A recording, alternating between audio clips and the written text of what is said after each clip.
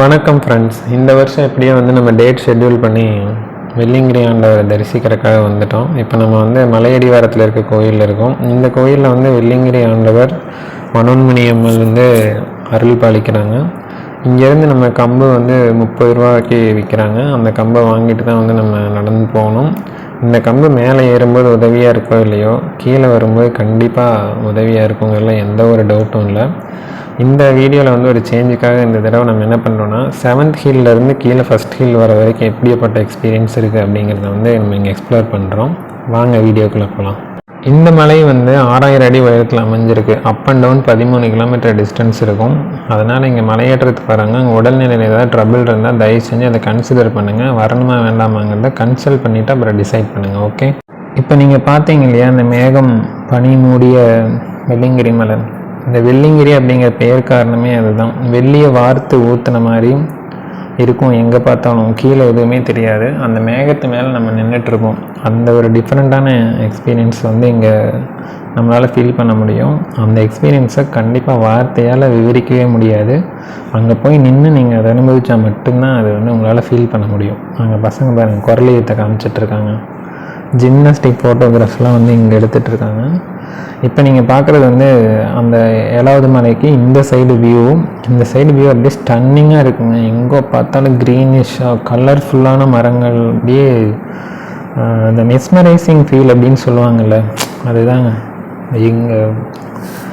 இது எங்களுக்கு first time இந்த மாதிரி நம்ம பார்க்குறோம். இது 3வது வாட்டி வரும். இந்த எக்ஸ்பீரியன்ஸ் ரொம்ப புதுசாக இருந்தது. அதேமாதிரி அந்த பேக் சைடு பேக் ட்ராப்பில் போய் பார்த்ததும் ஒரு புதுவிதமான எக்ஸ்பீரியன்ஸாக இருந்தது. பார்க்குறோம் இல்லையா, இந்த இடத்துக்கு போகக்கூடாது எக்காரணத்தை கொண்டு. ஏன்னா இங்கே பார்த்திங்கன்னா செந்நாய்கள் அதிகமாக இருக்குது. அதேமாதிரி வனவிலங்குகளான சிறுத்தை நடமாட்டம் கூட இருக்க வாய்ப்பு இருக்குது.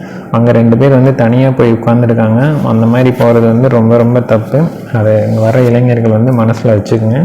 ஜஸ்ட்டு வியூ பாயிண்டில் மேலே நின்று பார்த்துட்டு இங்கே இருக்கிற அந்த அழகை மட்டும் ரசிச்சுட்டு ஆண்டவனை தரிசிச்சுட்டு பத்திரமா கீழே சேருங்க. இப்போ நம்ம ஆண்டவனை தரிசிக்கிறதுக்காக உள்ளே போயிட்டுருக்கோம். வாங்க.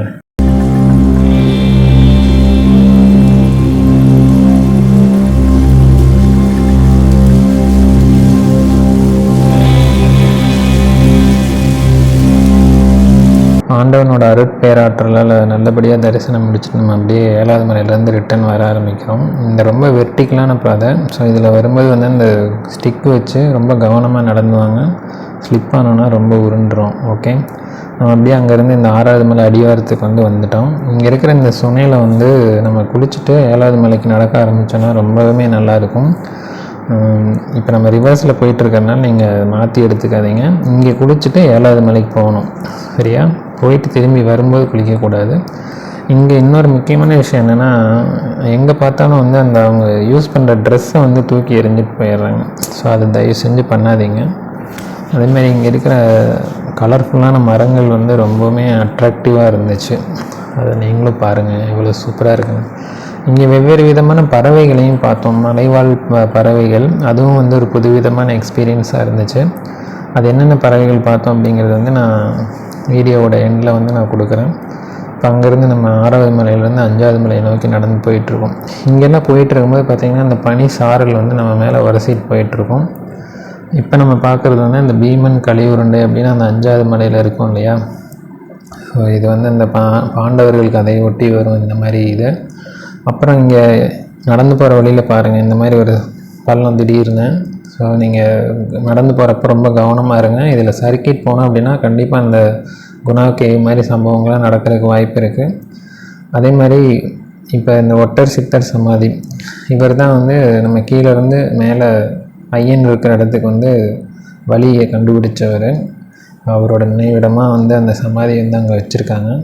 இப்போ நம்ம கீழே நடந்து போயிட்டு இருக்கும்போது அந்த சூறக்காற்று அடிச்சிட்டு இருந்தது. உங்களால் அதை பார்க்க முடியுதா? அங்கே போயிட்டுருக்கு பாருங்கள், ட்ராவல் ஆகி.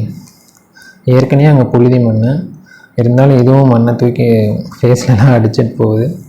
அதேமாரி இன்னொரு இடத்துல ரொம்ப கலர்ஃபுல்லான மரங்கள்லாம் அவ்வளோ ஒரு பியூட்டிஃபுல்லாக இருந்துச்சு பார்க்குறக்கு.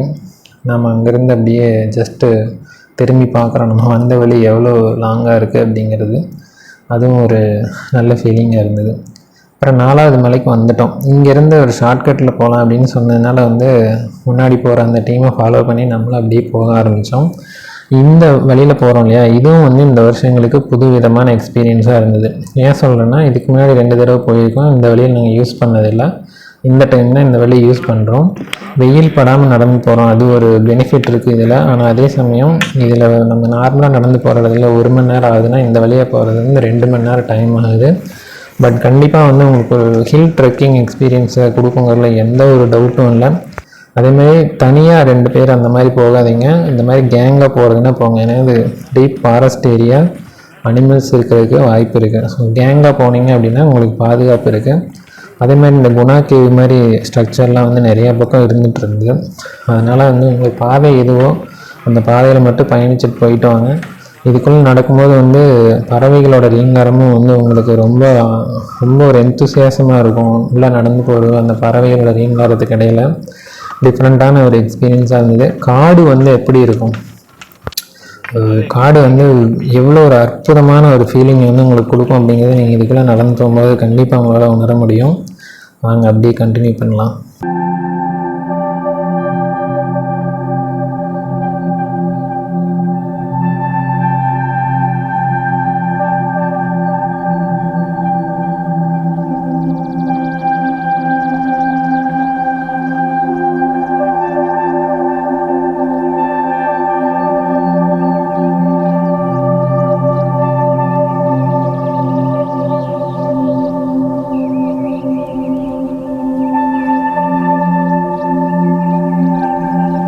நம்ம அப்படியே நடந்து போயிட்டு இருக்கும்போது திடீர்னு ஒரு பூச்சி வந்து பேண்ட்டில் ஒட்டி இருந்தது. அது பார்க்கும்போதே நமக்கே கொஞ்சம் நர்வஸாக இருந்துச்சு. அது கவனிச்சிங்களா?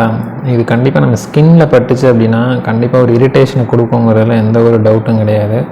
அதனால் நீங்கள் நடந்து போகிறப்ப கவனமாக போங்க. அதேமாதிரி இந்த காட்டு வழியில் போகிறப்ப பாருங்கள் எவ்வளோ வெர்டிக்கலாக இறங்குது பாருங்கள். இந்த கொடிகளை பிடிச்சி தான் இறங்க வேண்டியதாக இருக்குது. அவ்வளோ ஒரு டிஃபிகல்ட்டான ரூட்டாக தான் இருக்குது இந்த ரூட்டு. எப்படி இறங்கி வராங்க பாருங்கள். அதே மாதிரி இதில் போகிற வழியில் வந்து கொஞ்சம் ஒரு பாதி தூரத்தில் வந்து பார்த்திங்கன்னா ஒரு சுனையில் தண்ணி வருது. அந்த சுனையில் வந்து தண்ணி கொஞ்சம் ஸ்பீடாகவே வருது. நம்ம ரெகுலர் ரூட்டில் போகிறப்ப பார்த்திங்கன்னா ரொம்ப ஸ்லோவாக விழுகும், கூட்டமாக அதிகமாக இருக்கும். இதில் பார்த்திங்கன்னா கூட்டம் கம்மியாக இருக்குது.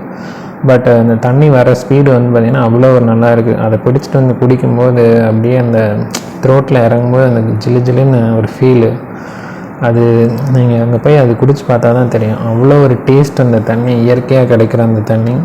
அப்புறம் நம்ம நடந்து போகிற வழியில் இந்த மாதிரி அங்கங்கே மரங்கள் வந்து விழுந்து அதுக்கு அடியில் நம்ம குனிஞ்சு தாண்டி போகிற மாதிரி தான் இருக்குது. அதெல்லாமே கொஞ்சம் டிஃப்ரெண்ட்டான எக்ஸ்பீரியன்ஸாக இருந்துச்சுங்க.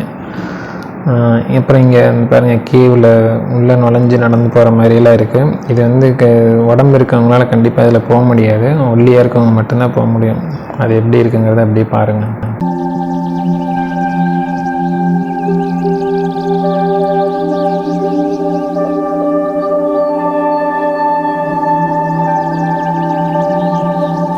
நம்ம போகிற வழியில் இந்த மாதிரி மரங்கள் மேலே காளான்கள் எல்லாம் பார்க்க நேரிடும். அதை காரணத்தை கொண்டு கையில் தொடாதீங்க. ஏன்னா அது வந்து சம்டைம் வந்து பாய்சனாக இருக்கக்கூட வாய்ப்பு இருக்குது. அது தொட்டுட்டு போய் அப்படியே நம்ம தண்ணி குடிக்கிறது எதாவது சாப்பிட்றதுன்னு சொல்லிட்டு அதையும் சேர்த்து சாப்பிட்டோன்னா ஒரு டேஞ்சர். ஒரு வழியாக வந்து நம்ம இந்த மெயினான பாதையை வந்து கண்டுபிடிச்சி வந்து சேர்ந்துட்டோம். 2 மணி நேரம் ட்ரெக்கிங்க்கு அப்புறம் அப்பாடா அப்படிங்கிற மாதிரி இருந்தது. இது 2வது மலை கொண்டாந்து விடும் அப்படின்னு சொன்னாங்க. ஆனால் 3.5 மலை 3 மலைக்கு கொஞ்சம் கீழே கொண்டாந்து விட்டுச்சுன்னு வைங்களேன். அப்புறம் இங்கேருந்து திரும்பவும் நம்ம 2வது மலையை நோக்கி நடக்க ஆரம்பித்தோம். இங்கேயும் அந்த நோட்டீஸ் வச்சுருக்காங்க, தயவு செஞ்சு அதை ஃபாலோ பண்ணுறது ரொம்ப நல்லது. அப்புறம் நம்மளுங்க வந்து இங்கே சேட்டை பண்ணிகிட்ருக்காங்க பாருங்கள். நம்ம அப்படியே வந்துட்டு இருக்கும்போது இந்த 2வது மலையில் வந்து இந்த பாம்பாட்டி சுனை அப்படிங்கிறது இருக்குது. பாம்பாட்டி சித்தர் குகை இருக்குது, அதை ஒட்டி இந்த சுனை இருக்கும். இந்த தடவை இந்த சுனையில் வந்து தண்ணி பிடிக்கிற வசதி பண்ணல, இருந்தாலும் பக்கத்துலேயே வந்து பண்ணியிருக்காங்க. இங்கே பனைங்கிற மூங்கில் வந்து பூ பூத்துருக்கு பாருங்கள். இந்த மூங்கில் வந்து ஒன்ஸ் பூ பூத்துருச்சு அப்படின்னா அதோடய லைஃப் அவ்வளோதான் அப்படிங்கிற மாதிரி. 12 ஆண்டுகள் அந்த மாதிரி ஒரு இதாக தான் பூக்கும் அப்படிங்கிறது. அது பூத்துருச்சுன்னா அது அப்படி தான் வயசாகி அப்படியே காஞ்சி போயிடுங்கிறது தான். இப்போ இங்கே குடிக்கிறதுக்கு வந்து வச்சுருக்காங்க. இப்போ நம்ம வந்து ஃபஸ்ட்டு மலைக்கு வந்துட்டோம். இங்கேருந்து நம்ம கீழே அடிவாரம் போகிறது தான் வந்து ஒரு பெரிய சேலஞ்சிங்காக இருக்கும். இந்த ஸ்டிக்கு இருக்கு இல்லையா, காவடியெல்லாம் எடுத்துகிட்டு போயிட்டுருக்காங்க.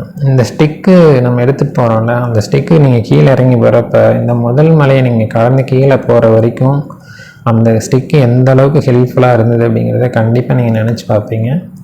எக்காரணத்துக்கு ஒன்று யாரும் அதை தூக்கி போட்டுறாதீங்க இடையில. கீழே அடிவாரம் வர வரைக்கும் கண்டிப்பாக மறக்காமல் யூஸ் பண்ணுங்கள்.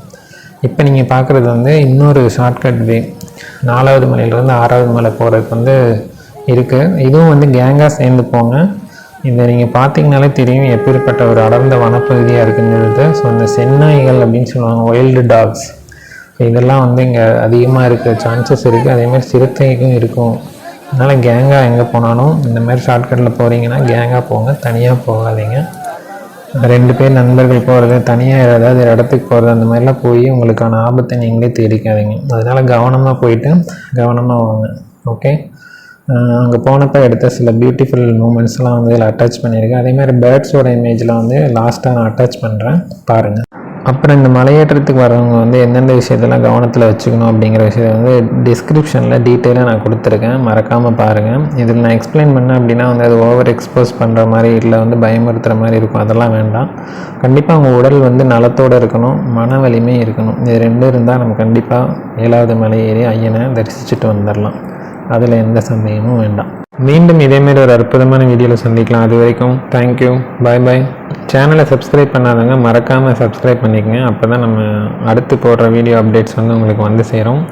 இப்போ நம்ம பறவைகள்லாம் பார்த்தோம் அப்படின்னு சொன்னோம் இல்லையா, அதோட லிஸ்ட்டெல்லாம் அப்படியே வந்துட்டுருக்கு, பார்த்து என்ஜாய் பண்ணுங்கள். தேங்க்யூ.